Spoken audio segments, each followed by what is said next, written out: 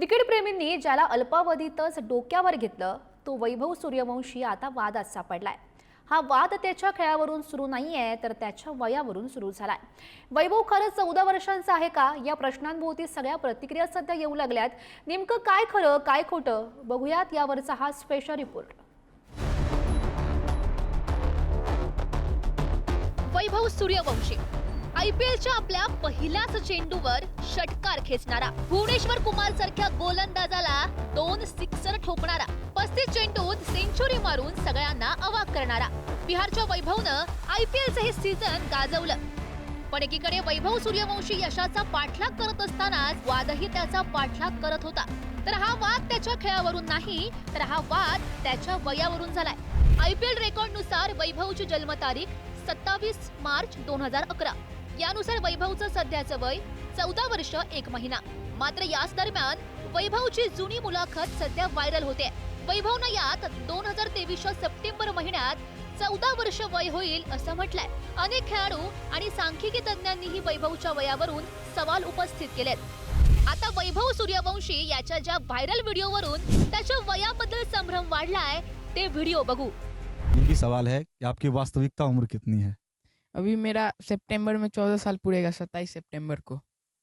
आप कितनी उम्र से आप क्रिकेट खेल रहे हैं? मात्र 14 साल की उम्र में आप इतने ताबड़तोड़ छक्के चौके लगा रहे हैं। 5 साल से। 5 आपके मतलब परिवार में क्रिकेट का परिदृश्य पहले से रहा है?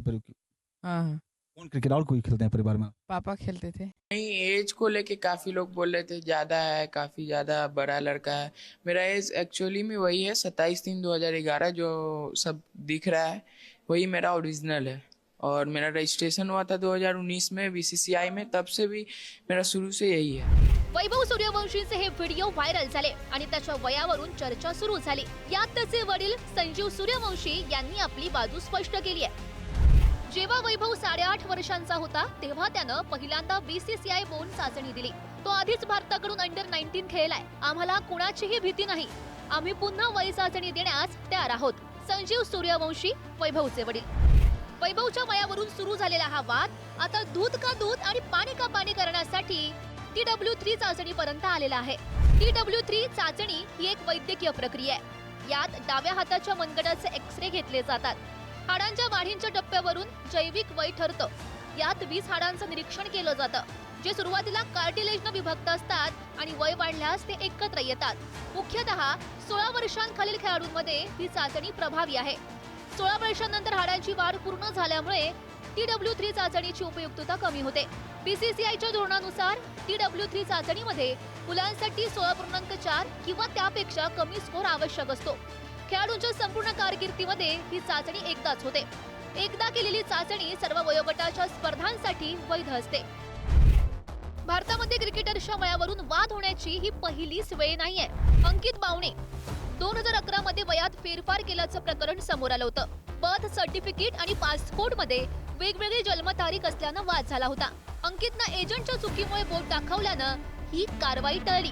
मंजोत कालरा 2019 मध्ये दिल्लीत आरोपपत्र दाखल झालं। कमी वयात क्रिकेट खेळता येण्यासाठी जन्मतारखेत फेरबदल केले गेले। बीसीसीआय आणि पोलीस तपासात वेगवेगळी जन्मतारीख दिसली। मंजोत कालरावर रणजी क्रिकेटमध्ये 1 वर्षांची बंदी घालण्यात आली। रसिक सलामदार 2019 मध्ये प्रकरण समोर आलं।